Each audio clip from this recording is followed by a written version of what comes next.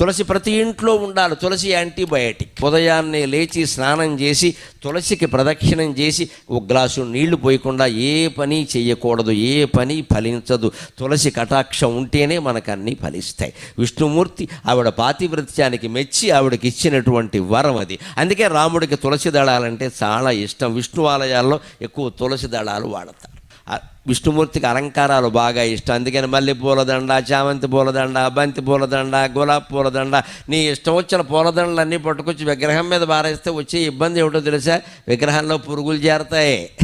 విగ్రహంలో పురుగులు చేరతాయి. పువ్వుల్లో పురుగులు ఉంటాయి కదా, విగ్రహంలో పురుగులు చేరతాయి. ఆ చేరినటువంటి పురుగులు విగ్రహానికి హాని చేస్తే అక్కడే చనిపోతాయి, అక్కడే కుళ్ళిపోతాయి, రకరకాలుగా అవుతాయి. ఆ విగ్రహానికి పట్టిన మురికి మొత్తం పోవాలి అంటే విష్ణుమూర్తి ఆలయాల్లో తులసిమాల తప్పకుండా వెయ్యాలి.